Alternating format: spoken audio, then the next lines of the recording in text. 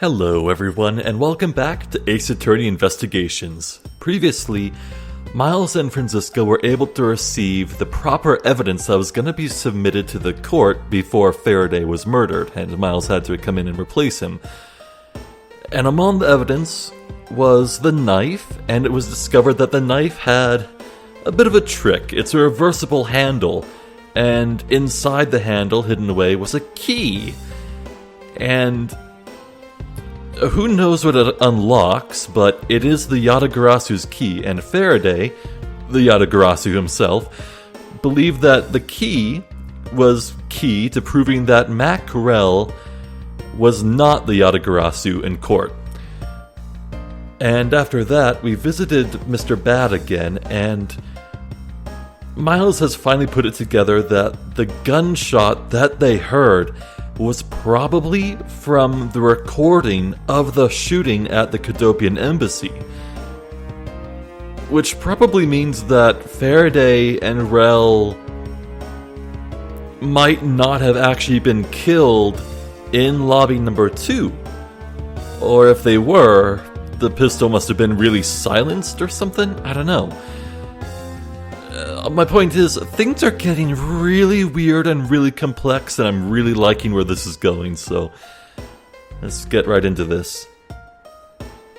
It's not a waste of time to think, for I have figured out where we should look. And where would that be? I believe we should examine the television. The TV. Well, you kids have fun. Go ahead and examine whatever you like. Begin examination.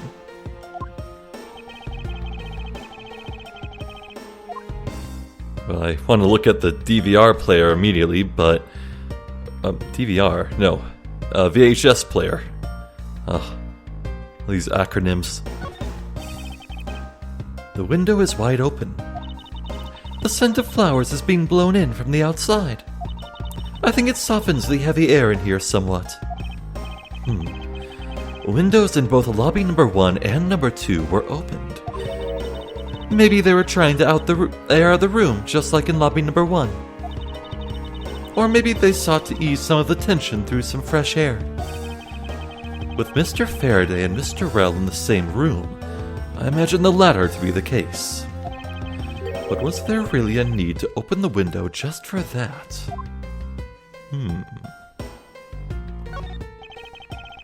Earlier, when Detective Gumshoe touched this, it made a most terrible racket. You mean when Scruffy turned the television on, right? Actually, come to think of it, I don't think Detective Gumshoe actually touched the television at all. Furthermore, it seemed more like when a video feed suddenly stops, at least it did to me. I wonder why that is. Well, let's find out. It's a video player. There seems to be a videotape inside. It looks like it. The tape must have stopped on its own when it reached the end. This tape, could it not be the missing surveillance tape? Oh, I suppose, but... Detective Bad, would it be alright with you if I verified the contents of this video? Sure, knock yourself out. Alright, then let's rewind this and see what we have. Man, I remember VHS tapes. I grew up with them. Ugh.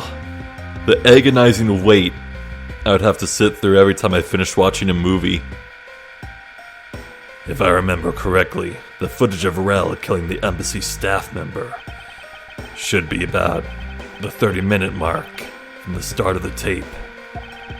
Understood. This should be about right. Now then, let's see.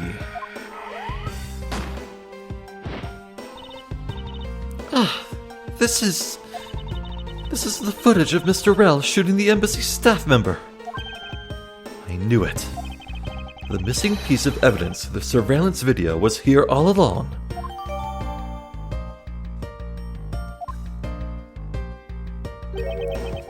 This sound. What's the meaning of this? It appears that Detective Bad has figured out the true source of the gunshot he heard. With this, I think we can figure out the trick behind this double murder. Do you mean that you figured it all out then? Yes. All I have to do now is show what the gunshot detectives Bad and Gumshoe heard was, and through where they heard it from. Fine. In that case, show me what you've deduced. Wow, Franziska's just coming across like an idiot right now. She hasn't figured it out, really, after all this. Now, to show what the gunshot Detective Bad and Gumshoe heard was, and through where they heard it from. I won't rest until I've inspected every suspicious-looking nook and cranny. You heard it through here. Oh, I need to deduce, don't I?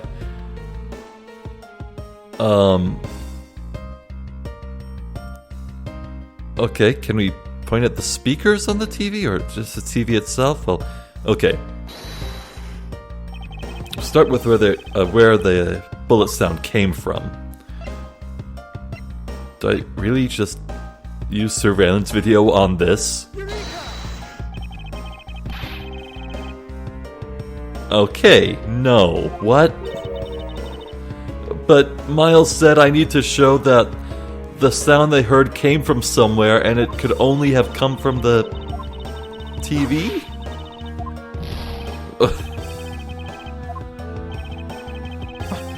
Okay.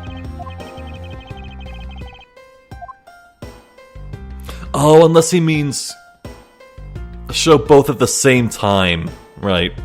Through the window. They heard the tape through the window. Duh. I thought it was one and then two, and not just both. If the door and windows to the crime scene, namely this room that we're in, were closed, the killer could have used the gun and no one would have been the wiser. That's true. This courthouse does seem to be well designed for such a thing, as it were.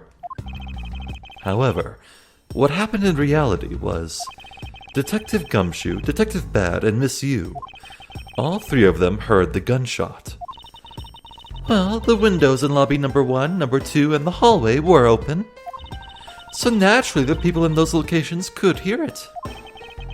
But then, why would the criminal open the window in the first place? To allow the gunshot to be heard, I suppose. Correct. That's the only logical conclusion we can draw from this.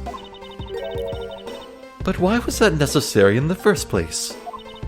I want a real answer, Miles. I demand satisfaction. Very well. I believe that the killer wanted to manipulate our perception of a certain fact. What was it that the killer wanted to manipulate our perception of? The crime scene.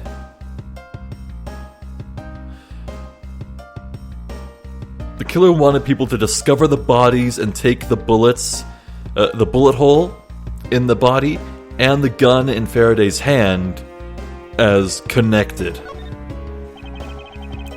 The killer wanted to manipulate our thoughts regarding the real crime scene. So you're suggesting that the killing really took place in a different location?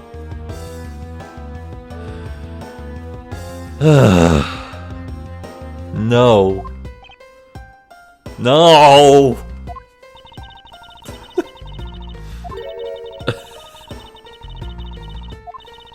God damn it.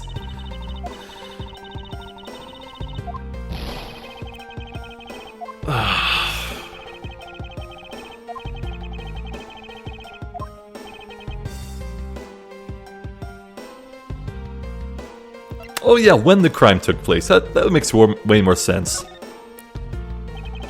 The killer wanted to fabricate the time of death to their precise wishes, and they used the gunshot in the surveillance video to do so.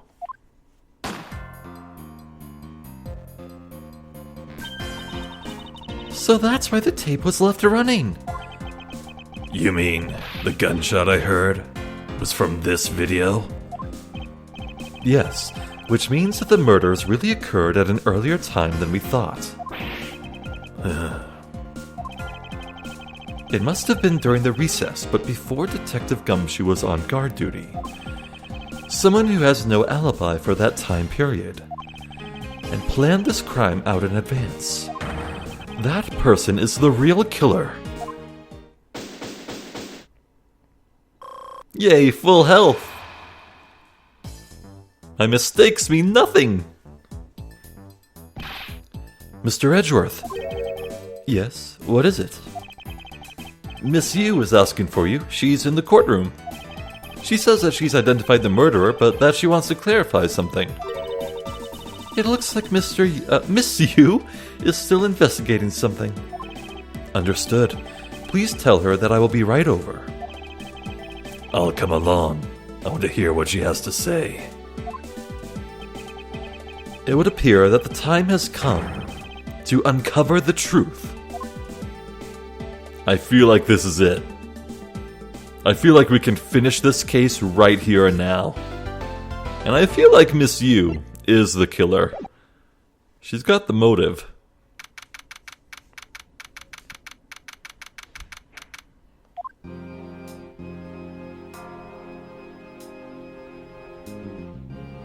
No way. Wait a second. The fact that she's standing there... Is this final debate going to be a traditional Ace Attorney back and forth in the courtroom? Kay, what are you doing here? Oh, hello, mister. I'm still investigating. But the object you're looking for has already... Kay, don't mind him. Please continue with your investigation.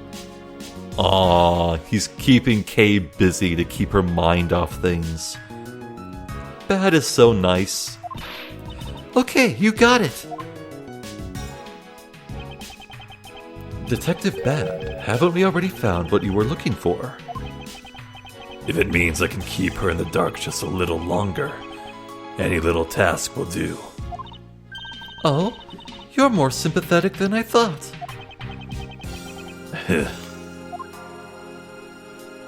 Yeah! Oh, baby. It really could have only ended here, couldn't it? I've been waiting for you, Edgeworth. I've also been waiting for the moment in which we can finally lay this case to rest.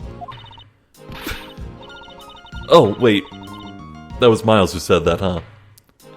The moment in which we can finally lay this case to rest? Wasn't that when we placed Detective Gumshoe under arrest? I think we've more than solved this case already. Don't you? We'll see. It all depends on whether or not your logic holds. Oh, I see we even have a viewer in the gallery, and, why, even Mr. Bad is here. A viewer in the gallery? I'm hardly just a bystander. I have a duty to see this case through to the end, no matter how it turns out. Oh, is that right? Anyway, I thought you might like to hear what I've slaved away to find out.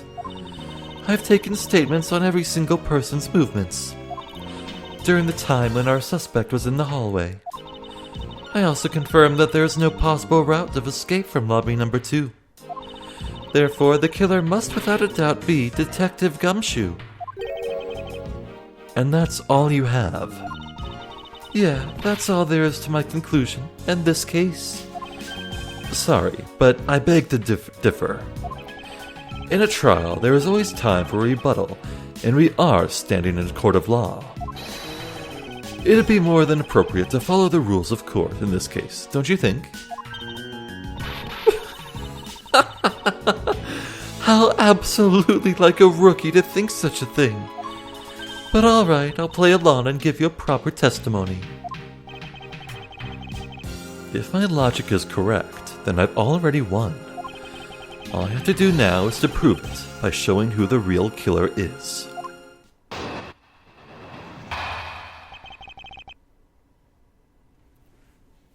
Wow, it's like the angle of view is reversed. Man, that's still cool though. Everyone, sans the suspect, has an alibi for when the gun went off. Like, both Edgeworth and you have, symmetrical sprites. So if you just flip to them around, and you could just use the backgrounds from Apollo Justice, it would be a great callback, but, I guess this is Ace Attorney Investigations. We gotta use the investigations camera angle. Furthermore, the areas around the crime scene have all been thoroughly investigated, right? I also confirmed that there is no possible escape route from lobby number 2, which leaves us with one unshakable conclusion, that Detective Gumshoe is the killer. Now that you have your testimony, I expect a good rebuttal, Edgeworth. But of course, there is no need to confront her logic head-on right now. I should instead focus on drawing out any trump cards she has up her sleeves. Alright, so press everything. Everyone, sans the suspect, has an alibi for when the gun went off. Well, that's the thing. It was a delayed gunfire. And it wasn't even a gunshot, it was just a recording of it.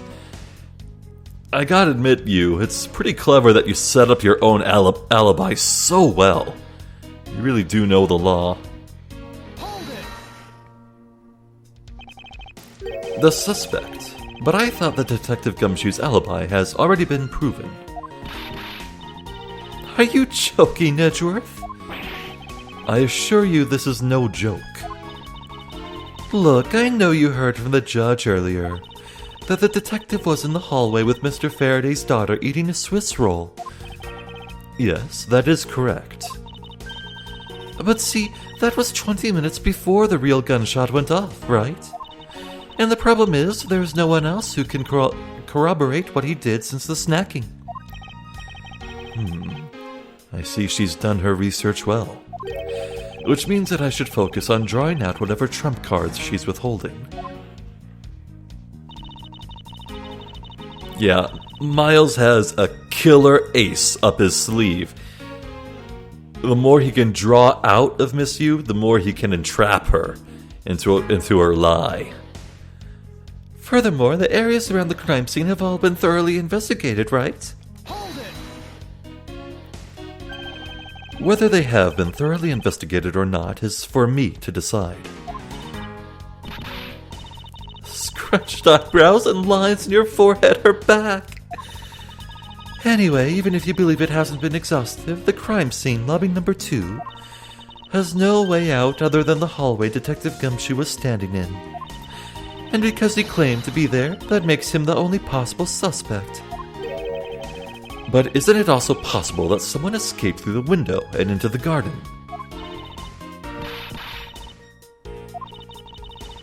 That's the first place everyone looked, silly. The police aren't a bunch of lazy bums. They looked into every possibility, you know. Isn't that right, Mr. Bad? Yeah. There wasn't a scrap of evidence to suggest someone used one of the windows. There also weren't any footprints or anything in the courtyard garden. I suppose they really did check everything that could be relevant to the case. I also confirmed that there is no possible escape route from lobby number 2. Are you absolutely positive that there are no possible routes of escape? Of course, I'm sure. And why are you so certain? This is a courthouse, the place where criminals are brought to be judged. If there were an escape route, I'm sure every criminal would be using it to escape. It's just common sense. Miles Edgeworth, I suggest you use a bit more of it in the future. Whip. Nyerk. Which leaves us with the one unshakable conclusion that Detective Gumshoe is the killer. You may think it's unshakable, but to me, there are still too many unanswered questions. For example, who was it that placed the gun in Mr. Faraday's hand? But you're the only one still wondering that. Detective Gumshoe probably had no idea which hand Mr. Faraday used to write with. Even if you know someone, it doesn't mean you'll know which hand they write with, right? I mean, I certainly don't care about that sort of thing. Right you are. You don't care about that sort of thing, huh?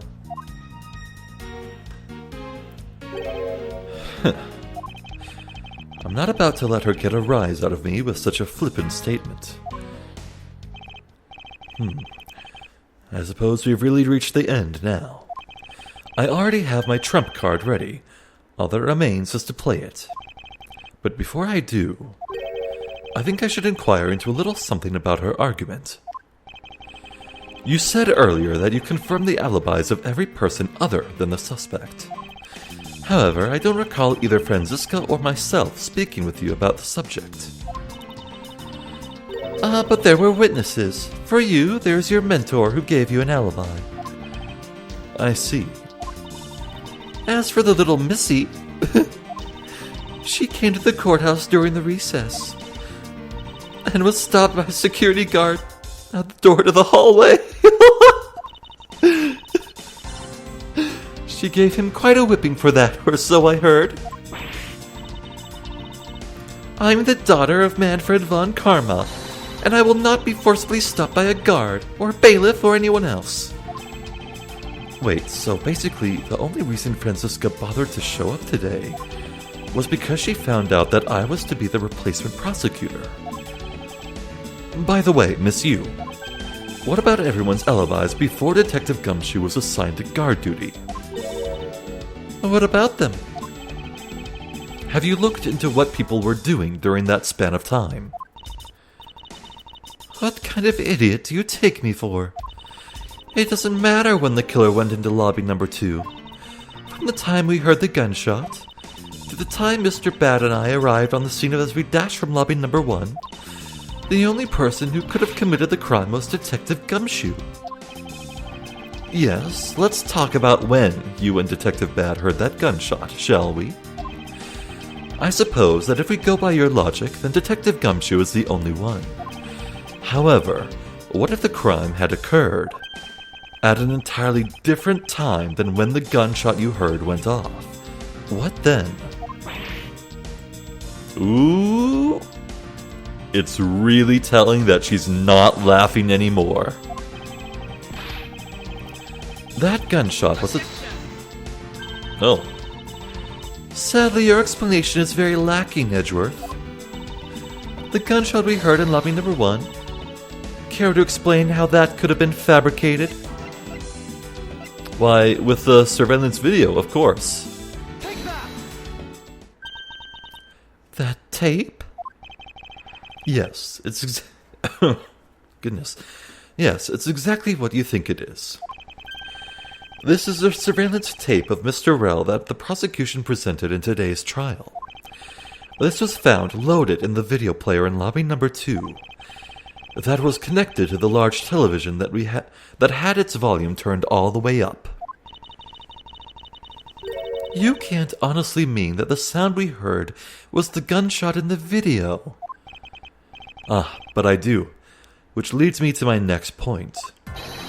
The murders occurred much earlier than when anyone heard the gunshot.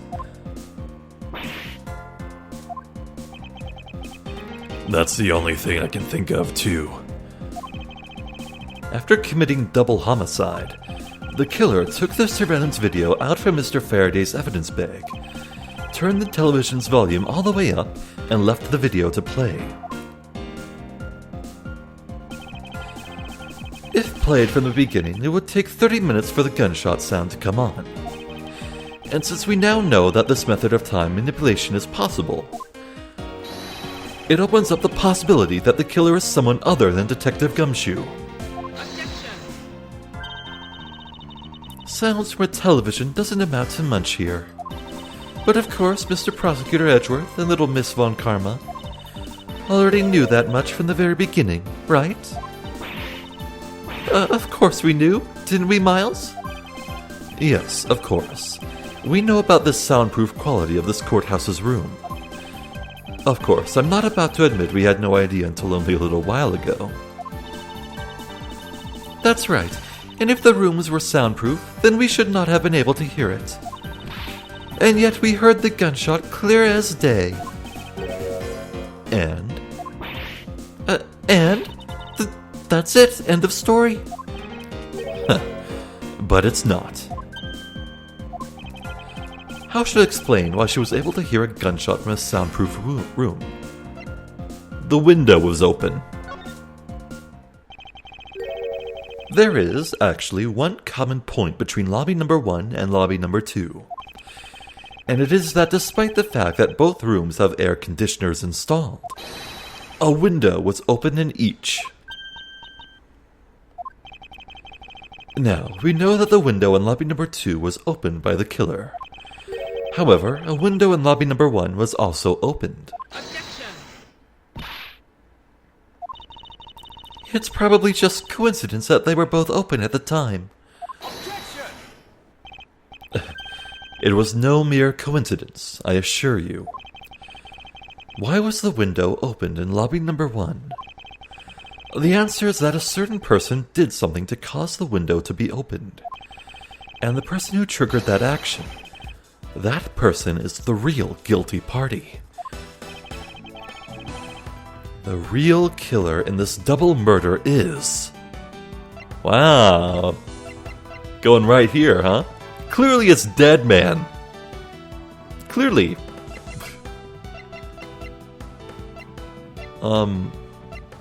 Yeah, it's Callisto Yew'll. Take that!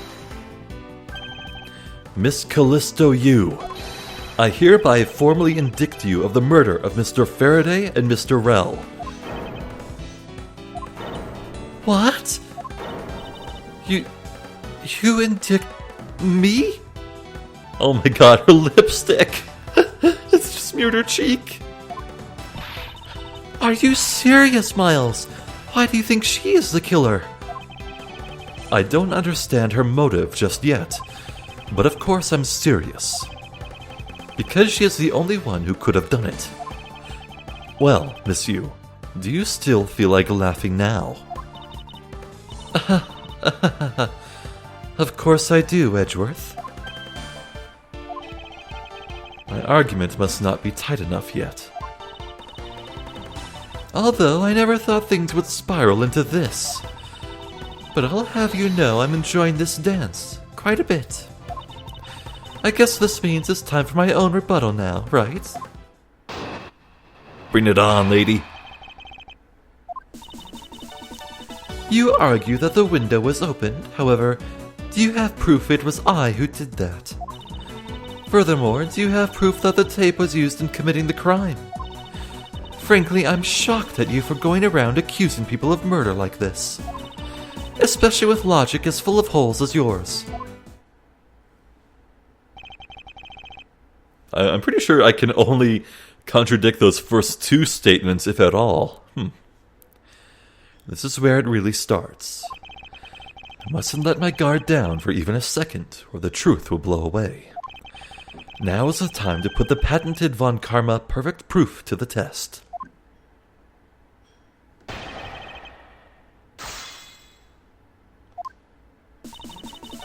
Oh, right, the spilled perfume!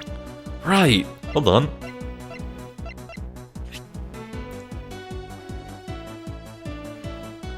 It was spilled, so they opened the window there. So she opened one of the windows. Well, that's just one of the windows, but what about the other? We'll have to see. You argue that the window was opened. However, do you have proof it was I who did that? Hold it! Evidence. All I'd need to do is have some prints analyzed and we'd know straight away. Huh. Be my guest. She sounds as though she has the room to maneuver, which means, even if we were able to lift prints, they'd only show that it was someone else, but why that someone else was forced to open the window? That's simple logic.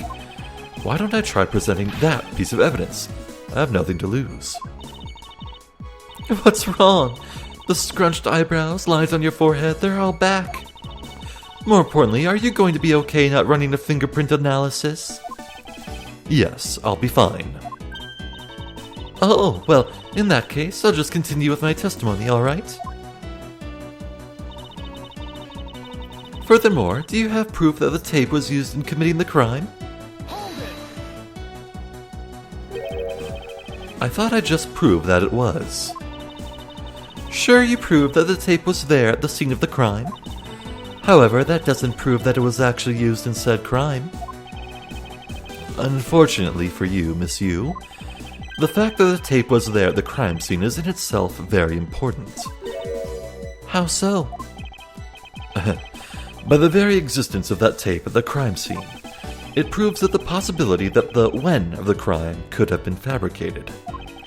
And that possibility alone renders all alibis and witness reports irrelevant. Basically, it means that we will need to re-examine every person's movements again. Whether the tape was used in the crime or not, that we can re-evaluate afterwards. So in conclusion, you're admitting that you can't prove that it was at this point. Frankly, I'm shocked at you for going around accusing people of murder like this. Hold it! Even if you're shocked, that is of no concern to me. I do things my own way. Oh? I see that you're not laughing for a change. Because I'm shocked. Again, you being shocked is of no concern to me. Let us continue with the testimony. Alright, but let me say just one thing. You shouldn't go around accusing people. Especially with logic as full of holes as yours. Hold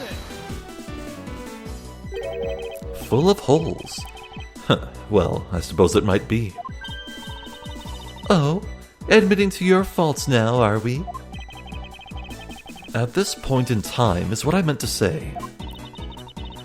Should I take that to mean that you're just a sore loser? No matter how full of holes my logic may be right now, if I plug them one at a time, I will ultimately make my way to the truth. What a paradox!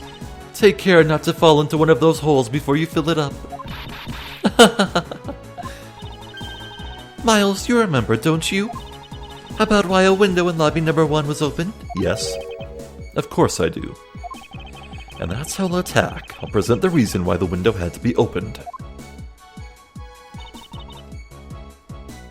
Alright, probably could have just skipped all that, but I wanted to see the dialogue. After all, I'm probably only ever going to play this game once in my entire life, so gotta make the extra dialogue get here and so I can savor it. Objection!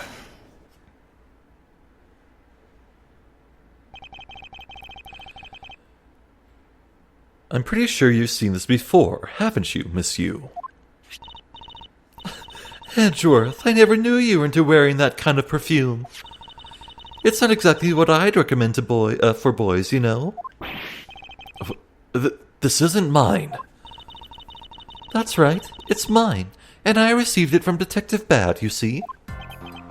Miss Yew'll, you can pretend all you like, but we know at least this much for sure. That this bottle of perfume was given to Detective Bad by you.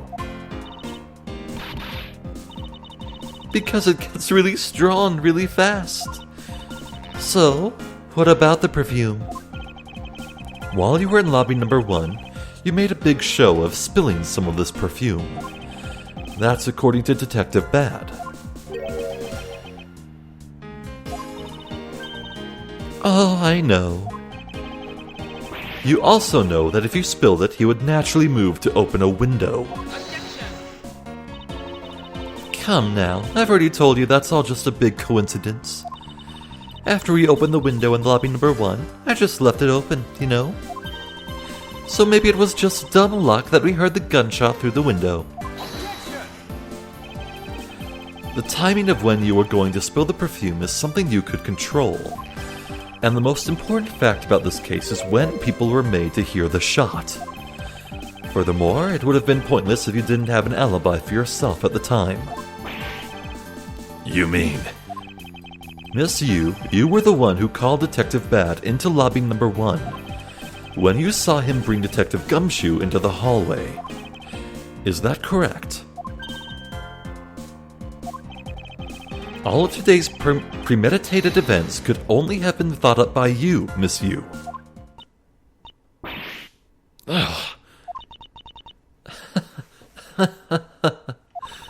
You accuse me of murder on the fact that I spilled a little perfume. Well, allow me to say this much. I couldn't have killed Mr. Faraday. Would you care to testify as to why? Look, I've had a lot of fun today, really. But I grow weary of this game of cat and mouse. Let's make this the last testimony and wrap up this absurd case once and for all.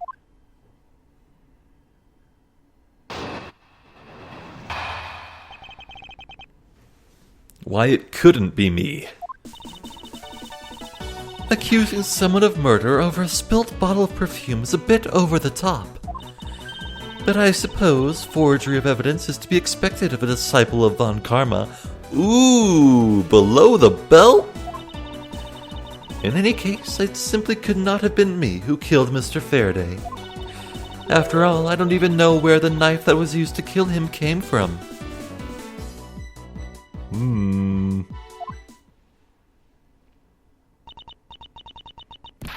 Miles, her testimony is flawless.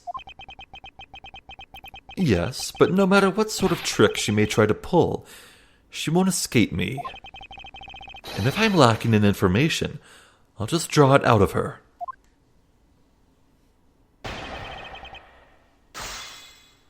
Well, I wanted to pinpoint her line about the knife, how she wouldn't know how it came from, but yeah, I guess that would be true because, as we talked about with Bad, pretty much the only person who could possibly know that the key in the evidence was actually a knife in disguise would be Faraday himself, because he was the Adagarasu.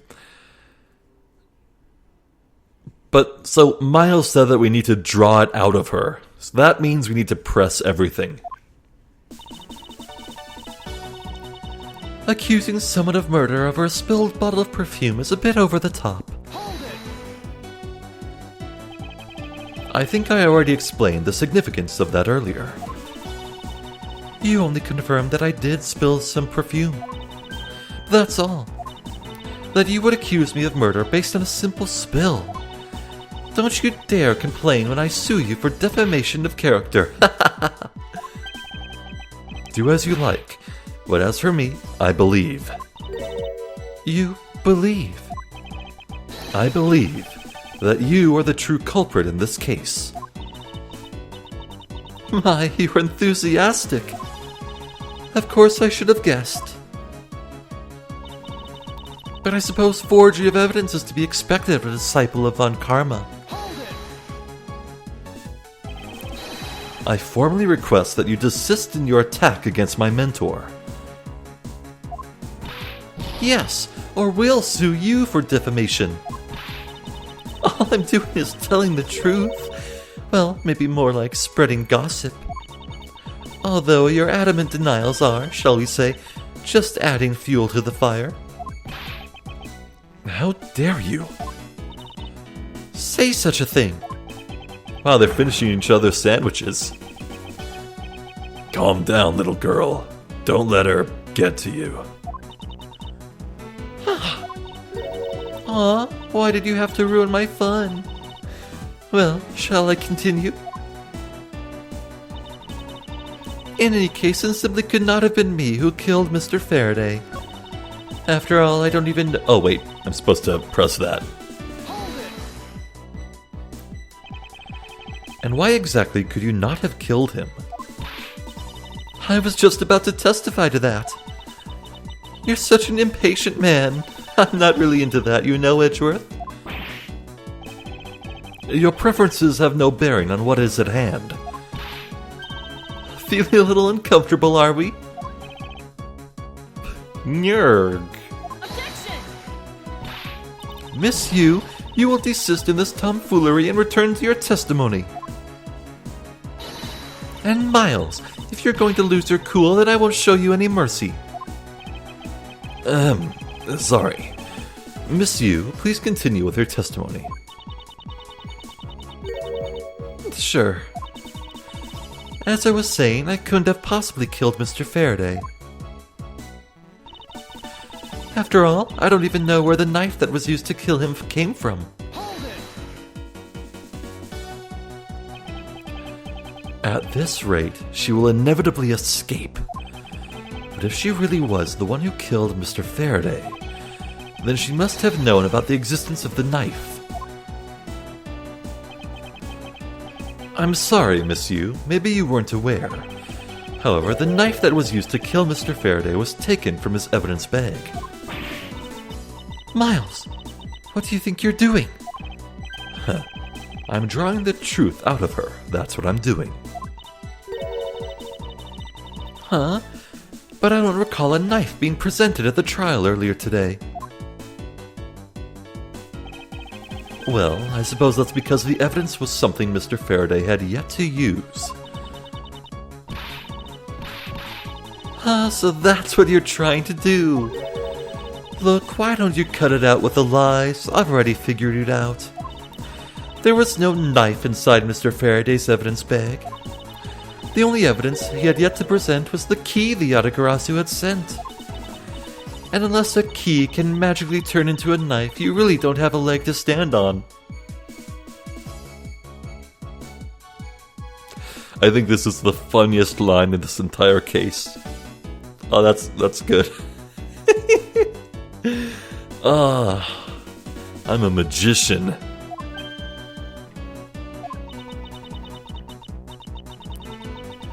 Did you really think you could trap me? Come now, be honest. I never intended to do such a thing. It was all a misunderstanding on my part. In any case, I wonder if you might append what you just said to your testimony. Sure, why not? I'll even Ooh, typo! I'll say it as many times as you'd like. Man, this is what, like the third or fourth typo in this game, I feel like. There's a key in his evidence bag, but you can't kill anyone with a simple key. Well, this is no simple key. Objection! Miss Yu, I wonder if you might take a look at this photo for me. This is a picture of the key the Yatagarasu sent to the police.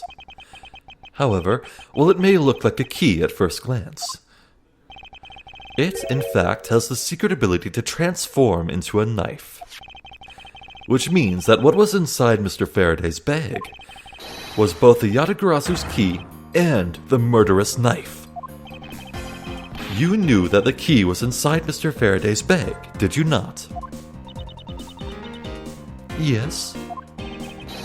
Well, with the Yatagarasu's key alone, it's more than possible to kill Mr. Faraday. Irk! Do you understand now? Just knowing of the existence of the Yatagarasu's...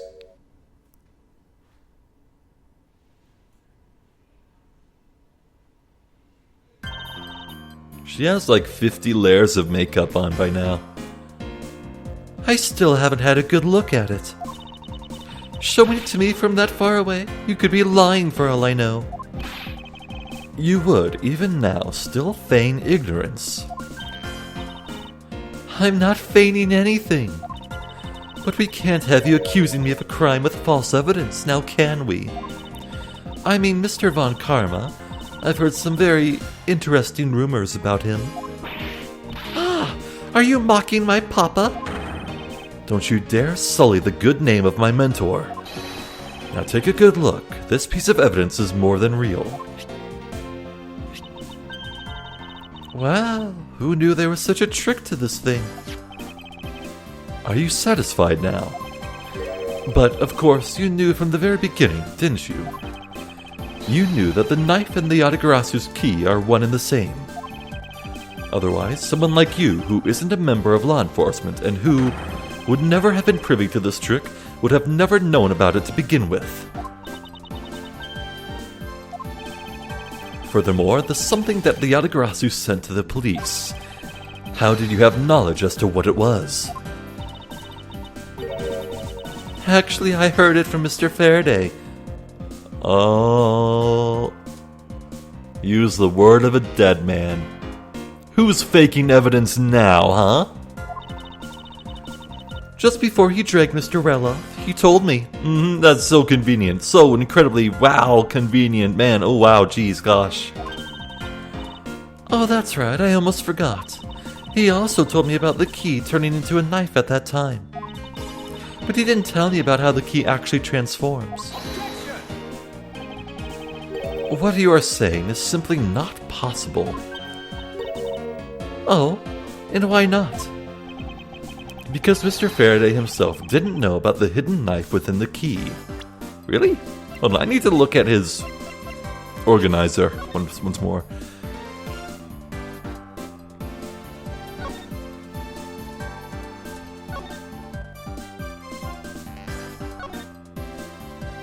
Huh.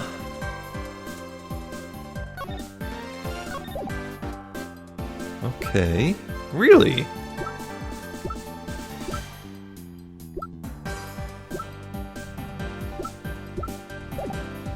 Okay, Miles, do explain. For within these pages, he mentions nothing about a knife. Oh. Well, that, Yeah, that's strong of an argument.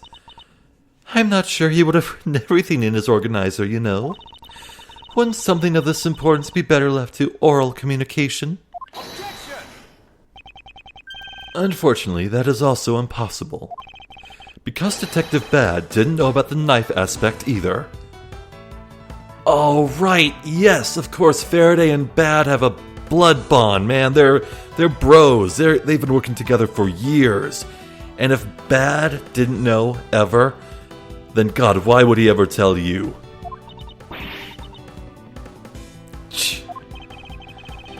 What would have been highly classified information, even within the police force. And is something that even the lead detective on the case didn't know. Why would Mr. Faraday have felt the need to share such information with the opposition? Yeah, I guess he wouldn't have much of a reason to.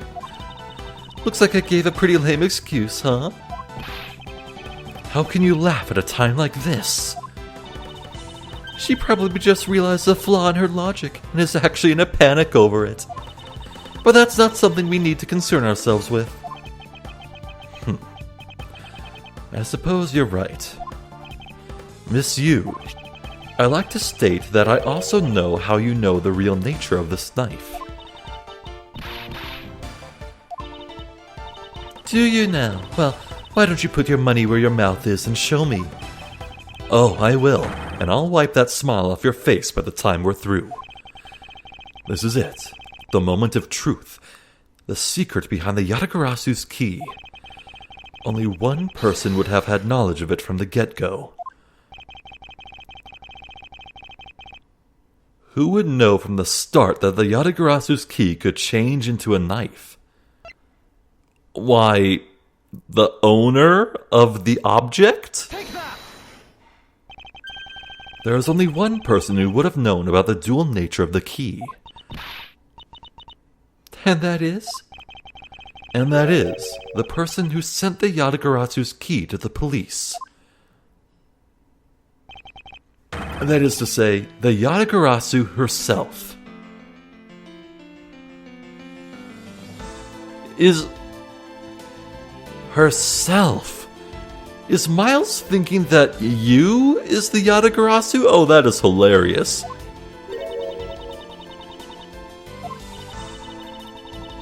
Are you saying that this lawyer is the great thief Yatagarasu? Miss Yu, you used Mr. Rell to lure Mr. Faraday into a trap, didn't you? You, who profess to bear a grudge against criminals, why? Why do something like this?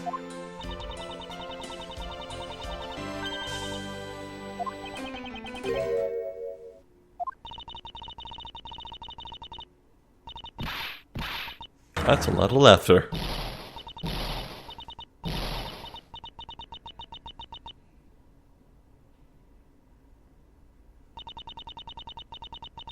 Who would have thought that you,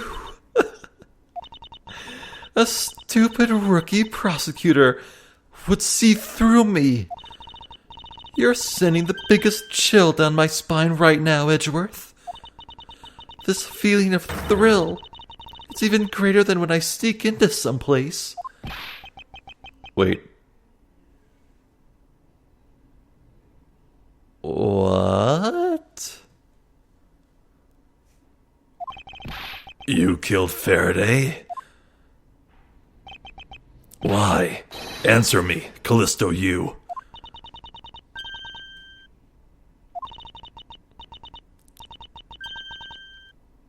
Wait, what?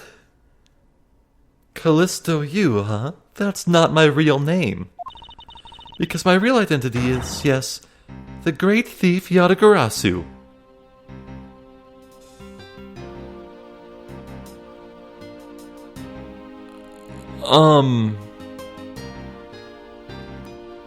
What?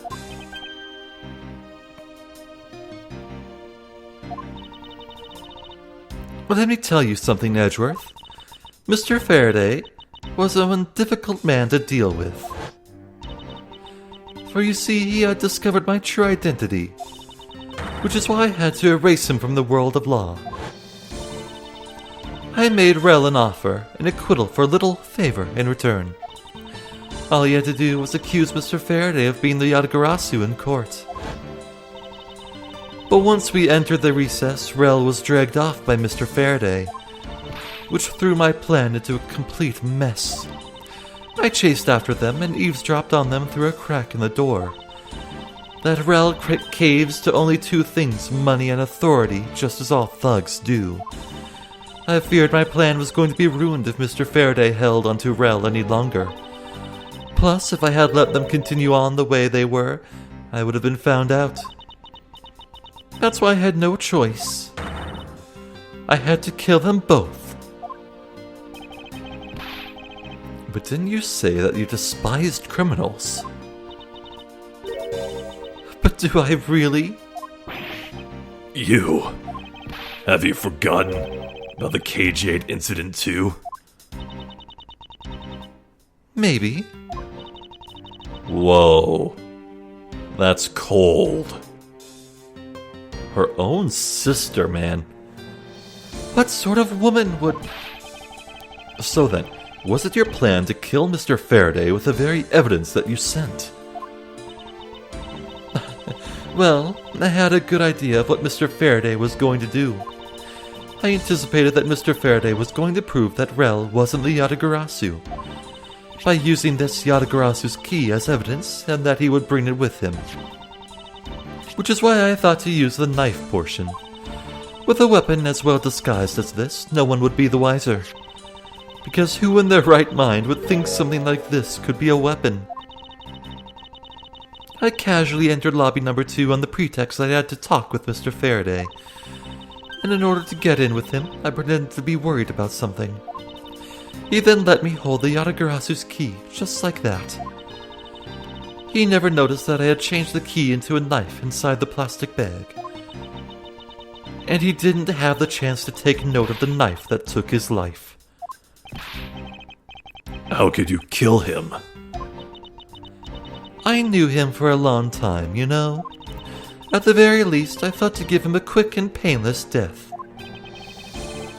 But if you killed Mr. Faraday first, there was no need for you to kill Mr. Rel as well. I believe I mentioned why when we were placing Detective Gumshoe under arrest. Something about having accidentally created an eyewitness. And how that led the killer to think about setting them up as though they'd kill each other. Then the trick with the surveillance tape. Yes, I hadn't actually planned to use a gun. The risk was too high that I'd be caught. However, that's when I remembered the existence of that surveillance tape, which is why I had Rel help me set the crime scene. And after all was said and done, I rewarded him for all his hard work with a bullet. You're a defense attorney, aren't you? How could you betray a client? The client? If you want to talk about who was a client of whose first, it was me. I was the client in the murder of the Cadopian Embassy staff member, Deadman. You ordered a hit job? You still haven't figured it out, Mr. Bad? I had Deadman killed because he was... Okay, I'm good. Had him killed because he was about to give away info about the smuggling ring. Now, who exactly do you think would benefit from such an assassination? It can't be. You're... That's right. I'm a member of the smuggling ring.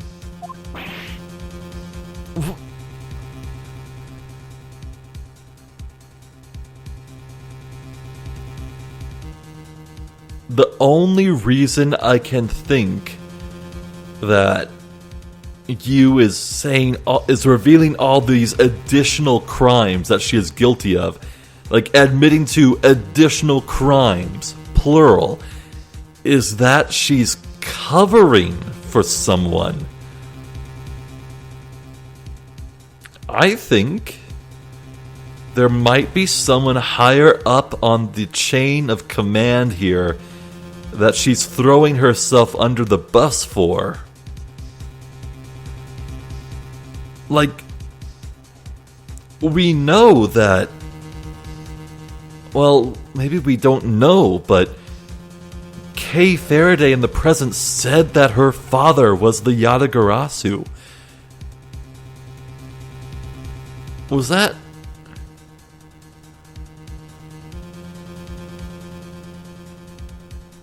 What is the truth? I'm trying to remember the exact phrasing that Kay used when she said that her parent was the previous Yatagarasu? But I'm blanking. What was the exact line she used?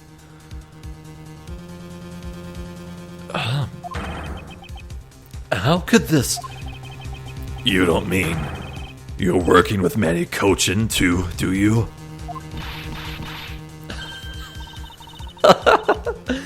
Maybe, maybe not. Guess you'll never know. The Yatagarasu claims to be noble, but you're just another cold-blooded murderer. That's right, little girl. The Yatagarasu is just another killer. Be quiet, you. Yatagarasu, you can run from the law, but you'll never escape it. So just humbly accept the judgment of this court.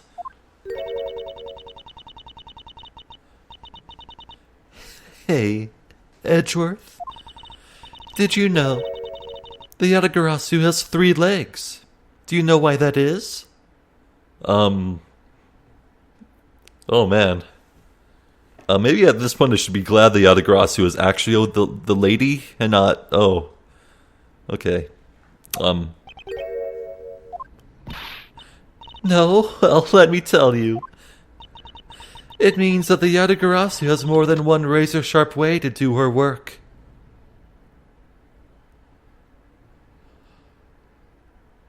Oh my god. There's more than one Yatagarasu?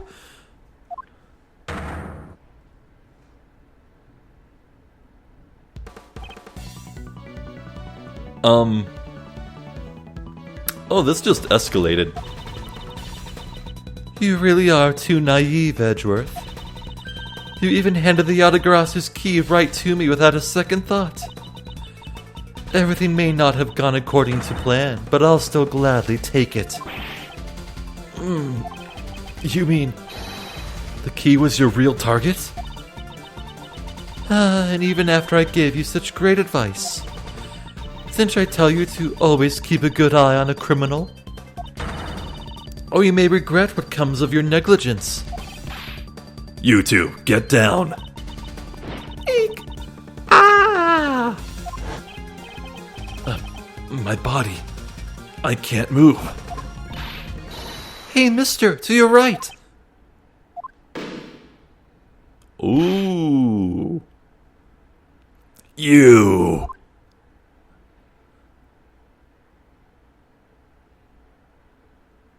Wow, Kay saved Miles' life, huh?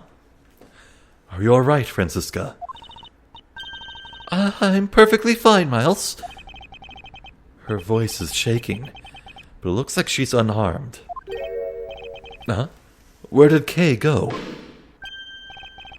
That's a gunshot.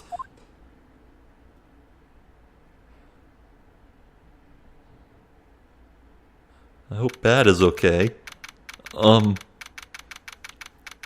Right, I'm not stopping this video until this case is over.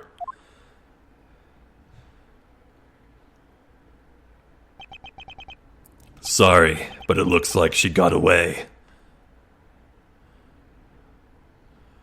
How?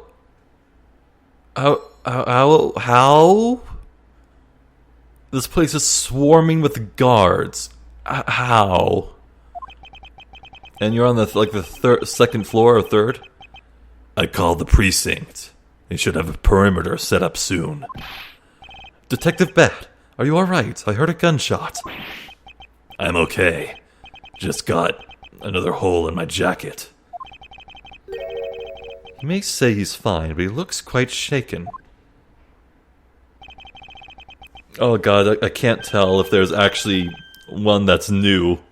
But more importantly, Mr. Edgeworth, Miss Von Karma, Respect has been earned? are you two hurt? I'm absolutely fine. I'm also alright, thanks to Kay. Speaking of Kay, where is she? I don't know. She just sort of disappeared. I'll go look for her. Oh, and hey, Detective Gumshoe. Yes, sir. Detective Bad, sir. I'm sorry I doubted you. Don't worry, sir. It's not your fault. Well, I lied to you guys too, after all.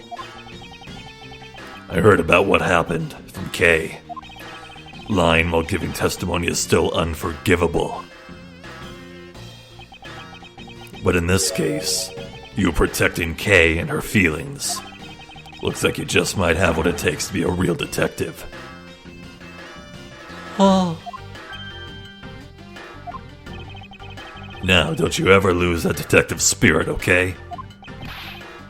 You got it, Pops. Pops? Watched one too many detective dramas recently, have we? Way to single-handedly destroy the cheery atmosphere with one snarky comment. I should get back to the investigation. I swear I'll catch you if it's the last thing I do. Be careful, Detective Bad, and take care. Thanks. Well, I'm off. Maybe we'll run into each other again someday. Here's friggin' hoping this dude deserves to come back in a future game. Like, I want to see this guy interact with Phoenix. That'd be great. And Apollo, too. Thanks a bunch, pal. You're the best. You really did find out the truth behind everything. Yes, well, I'm glad we solved everything before you were taken to prison.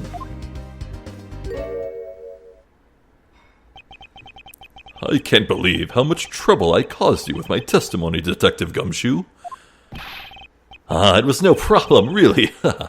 I mean, I lied too, so I didn't help anything. It's really not your fault, Your Honor. Well, even if we didn't have his Honor's testimony, I think that lawyer would have found another way to get you convicted on her behalf. Yeah, I can't believe I was about to get fired during my first week as a detective. Well, so long as you're not fired, you should work hard, give all that you have, and perform your duties well. Oh, and one more thing. Kay left a present for you with me. She did? Oh, what is it?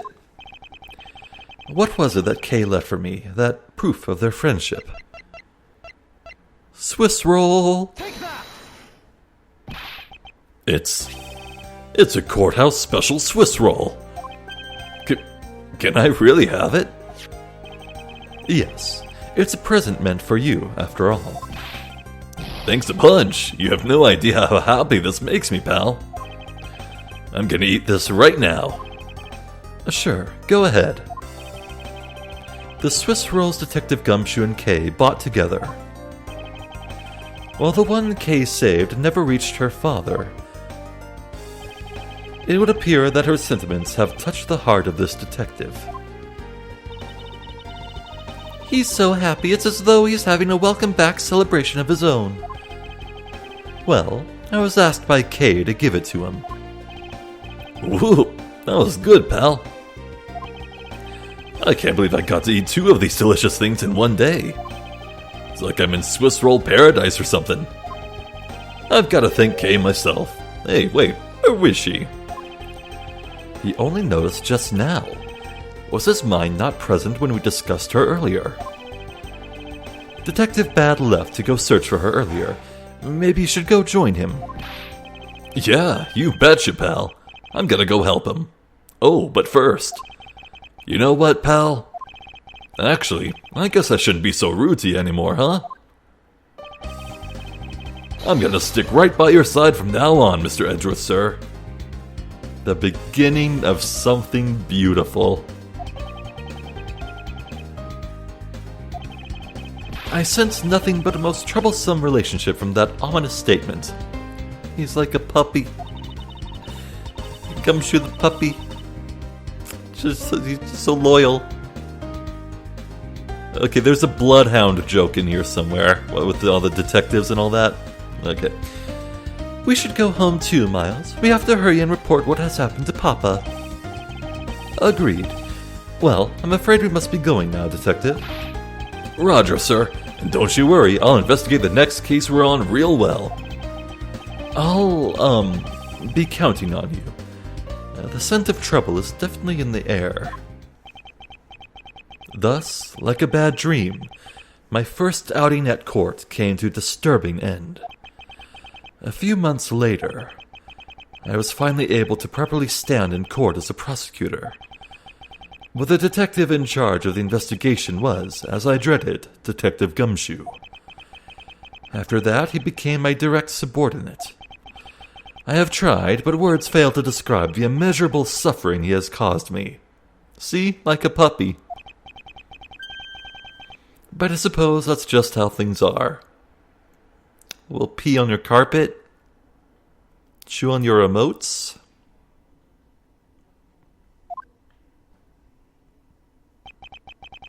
As for the little girl who suddenly disappeared, she's now...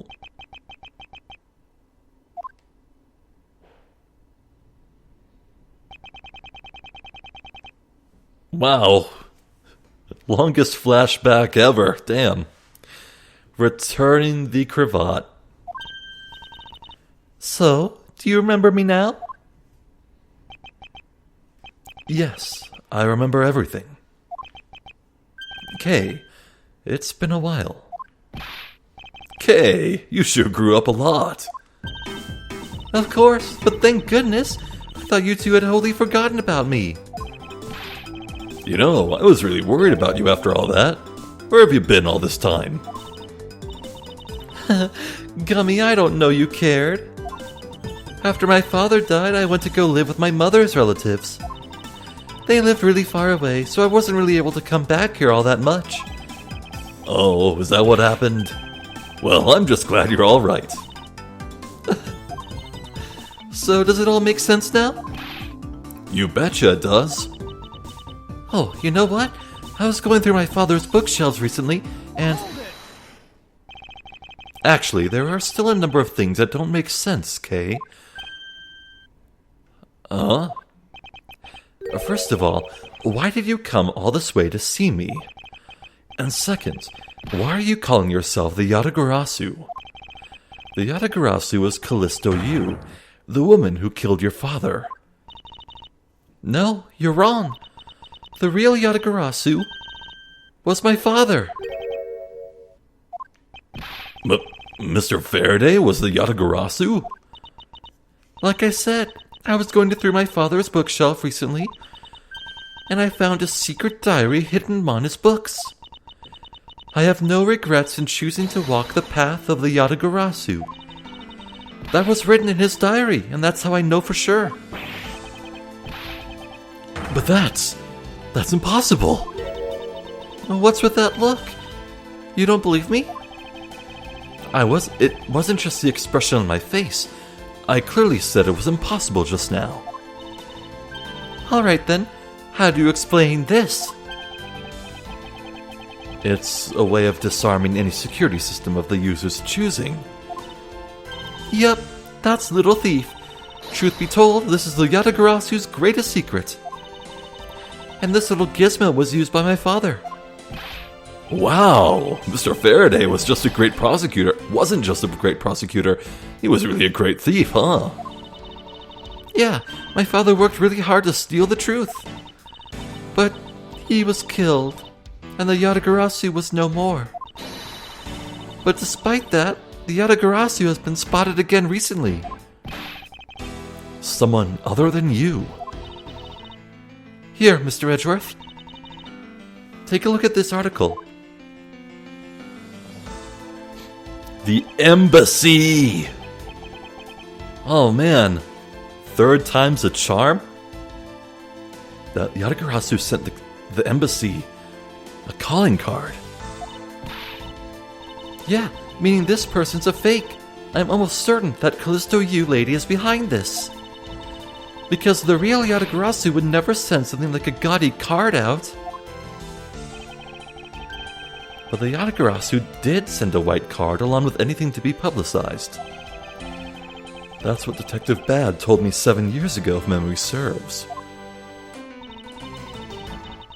Well, as soon as I heard the news, I got all wound up and I knew I couldn't just let it go. So I searched you out, so that I could obtain the truth behind the Yatagarasu. Because if anyone can help me find it, I figured it's you, Mr. Edgeworth. So you're saying that I have your father's and Mrs. Yew'll's identities backwards? Yes, because the real Yatagarasu is noble to the end. And I want to revive the real noble Yatagarasu. If I don't, my father will never be able to rest in peace. Kay,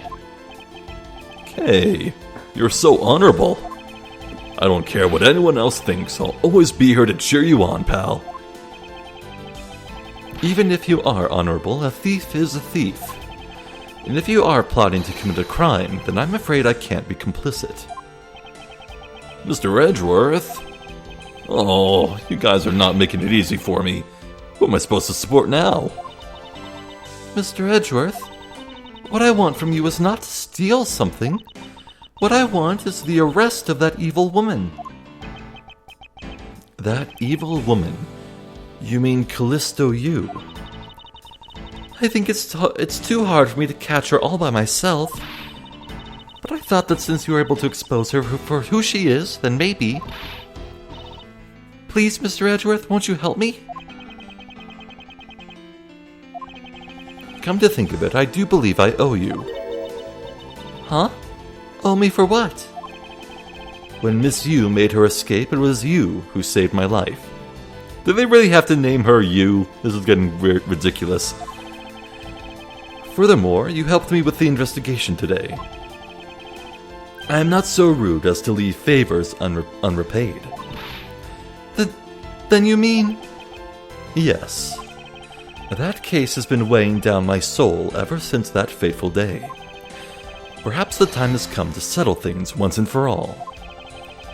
if you don't intend to sully your hands in a crime, then I believe I can help you. Mr. Edgeworth, thank you. Yay, Mr. Edgeworth, sir. Isn't that great, Kay? Yeah, it sure is, Gummy. Even though he had completely forgotten about her until just now. What is with their chummy relationship? The great thief Yatagarasu. After all that time, the true identity of the thief sank back into the darkness. Burn Faraday, Callisto Yew, and Kay Faraday. Was it really always Burn? Huh. The phantasmagorically changing identity of the great thief Yatagarasu. And the Yatagarasu's real goal. It would all come to light the day after I made that promise to Kay. The stage has been set. Oh, it's all coming together. Oh, it's gonna be good. Turnabout Ablaze. Ooh. Well, that is a name that hits hard, huh?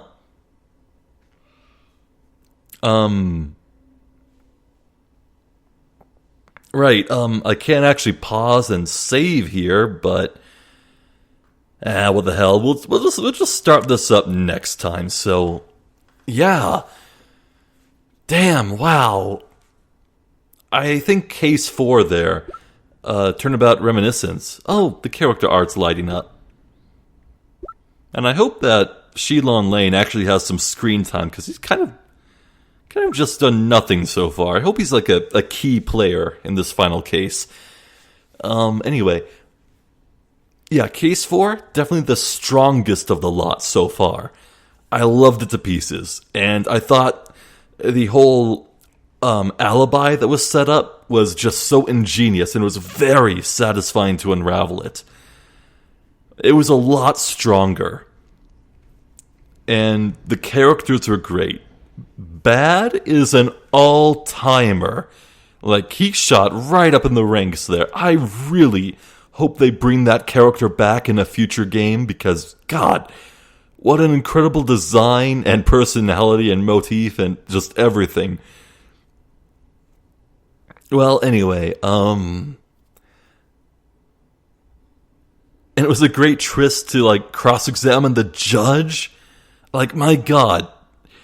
It was just a good case. They had a lot of fun making that, I can tell. Even if some parts of it were overly simple, like the whole part with, like, the bench and everything. Like, everything to do with the bench and the Swiss roll, that was all simple and a bit too easy to parse out. But, who am I to say?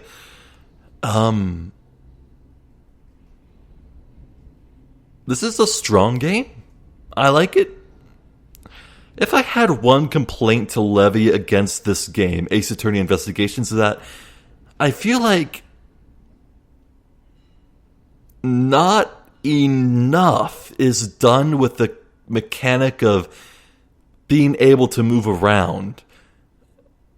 Like, okay, maybe I'm being selfish because this franchise already has god-tier sprite work, but that scene at the end there with the overview of the court and Callisto pointing the gun and everyone visible, like, that was a breath of fresh air, because seeing a whole scene play out in front of you in a scenario, it's not just talking torsos back and forth.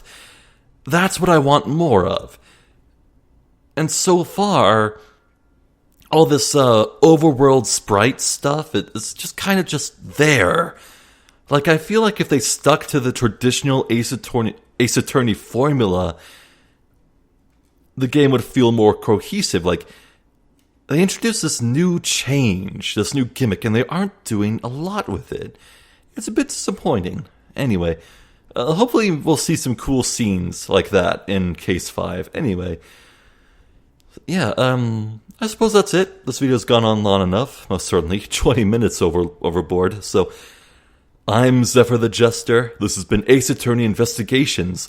Thank you for watching, and hopefully I'll catch you next time when we begin the end. So until then, please take care.